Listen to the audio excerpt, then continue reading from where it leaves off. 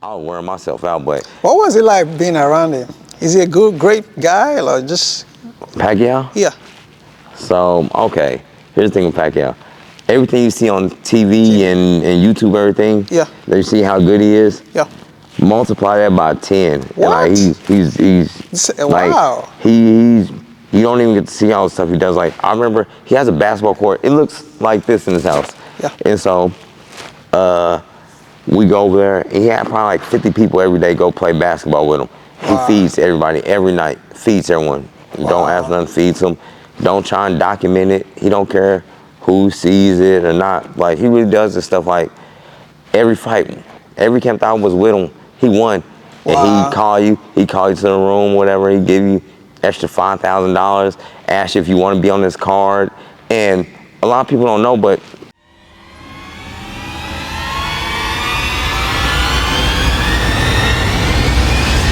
my first few months, I was right around the who's who of Oklahoma boxing. Like, I'm around Carson, soon as I started boxing, I'm around Grady Brewer. And so then everyone else who would come around, they all just thought that I've been boxing because they see me like walking around and hanging out with them dudes who are like at the top level. Yeah. I know I just started this year. Wow. But I was an athlete, so that got me by. Wow. Yeah, so that was kind of how like the start and everything was, but it was cool. I was around the who's who, and when I got the belief, it wasn't being around them. It was when I moved to Vegas and stuff, and so my thing was like those a couple fights. Why do you move? Let me. Yeah, so why I moved is I went to every gym in Oklahoma. Yeah. Like I said, I trained in Lawton. I trained every gym in Oklahoma City.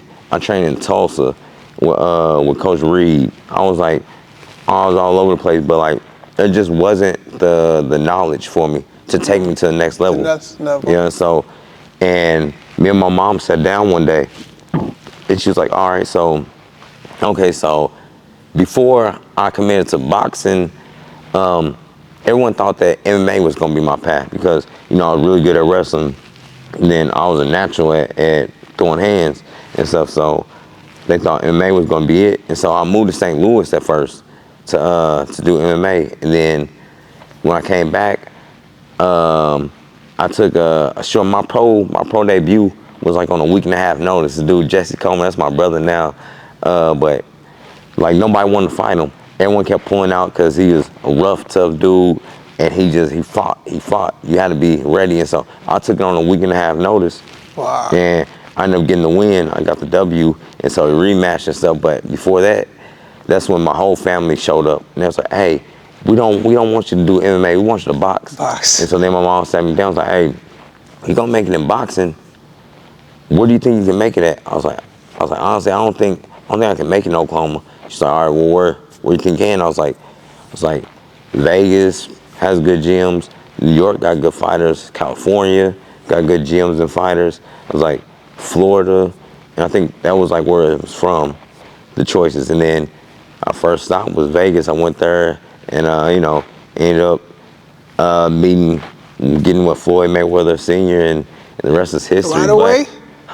Just right away? Yeah, but it was crazy. So he wasn't going to trade me at first. The craziest thing, so me at the time, I was just explosive guy. I'm punching hard as I can, just doing everything hard. And I messed up. So what would have been the worst possible thing for me back then is fighting a slick boxer who know how to like slow me down, do everything. But there was this dude in the gym. So my first day with Floyd, I'm throwing mitts. I'm missing the mitts, just trying to do too much to impress him. Trying to be too fast, trying to hit too hard. I'm messing up everything. I was like, I don't know, man, I don't know. And so then there was this kid in the gym. He's like he's basically like me, but a little taller, but strong, rough dude. And he gives all the boxers problems. And so then the next day, Floyd's like, hey, why don't you spar him? And so Floyd? Floyd Senior told me to spar him. This dude, he's rough, and he gives all the boxers problems. But to me, it's the perfect style for me because he's sitting there in front of you being rough. And so like, I end up beating him up. Wow. And that's when Floyd Senior's like, oh yeah, we got something, we can work then. And so then I started working with him, but then like a couple fights in Oklahoma, you know, everyone's like, man, you got the talent. You gonna make it. You gonna make it, man. There was a couple guys, they tried to turn me pro before an amateur fight. I had no amateur fights. I walked in the gym and I was sparring my boy Joe Strong, and he was ranked in the nation at the time. And we're going blow for blow. My first sparring session, I'm just now starting, and I'm doing good with guys. He a weight class above me, and he ranked, and I'm going blow for blow with him. And so they're like, man, you can turn straight pro. And so, but I still like, I don't know. But then when I get to Vegas, and now I'm hearing other guys tell me, hey, you got something. And then that's when I started really believing myself. Yeah, and I feel like I still haven't put all the pieces together, but one guy up in Vegas told me, he was like, man, where are you from? He's like, man, I kind of knew Gary Payton. He was like, and so back in the day, his first couple years in the league, he was like, I remember us talking to Gary, and dude was like, hey, you got all the puzzle pieces. Once you put them together, you're gonna be really good. And he was like, man, that's you. You got all the puzzle pieces. You're elusive, you're fast, you can punch. You got a good punch, you can do everything. You just gotta put them all together. And I think right now I'm almost there, like, I almost got all the puzzle pieces finally together where I can really do my style. But, you know, but that's where my confidence stuff came from, was going out there and other fighters and stuff telling me. And then even like what really boosted to another level was me starting to spar like people like Zab Judah was the first person to take me under his wing, and Zab saying that I'm gonna be a world champion. Eric Morales telling guys I'm be a world champion. I'm sparring Jesse Vargas. Jesse Vargas' dad telling me I'm gonna be a world champion. Like, and just hearing it from guys who don't have to tell me that. But how were you able to take all those stuffs? Because it's a lot to take. How were you able to take all those stuff coming at you? Like, one, I was really driven. Like, that's one of the things I can say, that the only thing right now that I would say, I'm really driven now, but it wasn't, I was driven and I was scared to not make it and to kind of be, I guess, a failure. Like, I was scared of failure, where I would wake up and stuff. Like, when I first went out there, people were like, I know you're partying. I didn't party in Vegas probably till 2, maybe 3 years of me living out there. Like, I used to go, and I remember one time I went out, I tried to go party one time, and I went out, and it was when Floyd, he had his marquee on the side of the MGM Grand. Yeah. And so, like, I went out, I'm about to start kicking and doing my thing. I see Floyd up there. I'm like, hey, I'm telling boys, I'm like, hey, I gotta go.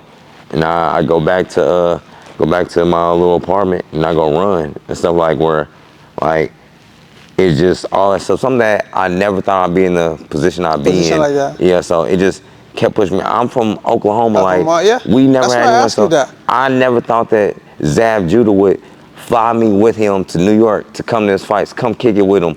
I'm riding the car with Zab Judah.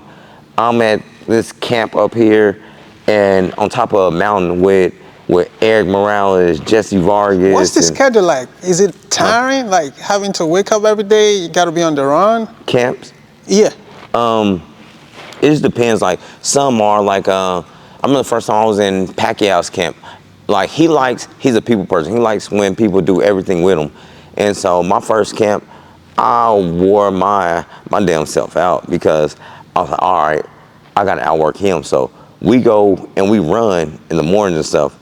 And then we show up to the gym, we'll spar, do whatever. And so then I was like, all right, I'm about to start doing twice as much as him. So I'm like, all right, at night, I'm gonna go work out. I'm gonna do sprints, I'm gonna do this and do that. And then it got to a point where I was like, all right, the hotel where I'm at, his house is 2 miles away. So before we go do our morning runs at whatever time, be like 6 in the morning, I'm gonna wake up at 5, and then at 5:30, I'm gonna run to his house and meet him at his house, and we run from his house. And so I started doing extra stuff like that, but I was wearing myself out. But what was it like being around him? Is he a great guy, or just Pacquiao? Yeah. So, okay, here's the thing with Pacquiao. Everything you see on TV and YouTube, everything, yeah, that you see how good he is, yeah, multiply that by 10. What? And like he's wow. Like, you don't even get to see all the stuff he does. Like, I remember he has a basketball court. It looks like this in his house. Yeah. And so We go over there. He had probably like 50 people every day go play basketball with him. He Wow. feeds everybody every night. Feeds everyone. Don't ask Wow. nothing. Feeds them. Don't try and document it. He don't care who sees it or not. Like he really does this stuff. Like every fight, every camp that I was with him, he won. And he Wow. call you. He call you to the room, whatever. He give you extra $5,000. Ask you if you want to be on this card. And a lot of people don't know, but I actually got signed by Al Haymon because of Pacquiao. Like, it was a dude who was affiliated with Al Haymon, and one of the camps, he was like outside the door or whatever, and then when we came out, and then he was like, hey, your dude right here is Spawn Martin, is he good? And then Pac was like, yeah, he's good. And just like that, they signed me, because I was still on the contract with my original promoter, but soon as my contract ended, that dude remembered me, and then he told, you know, the higher ups at Al Hammond, them, they sent me a contract just off of that. Like, I didn't have to come fight. It wasn't like, all right, if you win this fight, you get on or something. They sent just off of Pacquiao's word. What Al was your Hammond biggest signed me. purchase, man? Your biggest purchase when you got signed. What was the biggest, like the most expensive thing that you bought when you first signed? I don't know. Uh, No, it's probably some stuff out, because I was already buying expensive dumb stuff like I was already buying like Louis Vuitton and Gucci and stuff like that. But I already had some nice cars. I think I got a nicer car after one of my fights. I got that's good. me and my mom and we got like BMWs and stuff. We came together, we Wow. got that stuff, but that wasn't off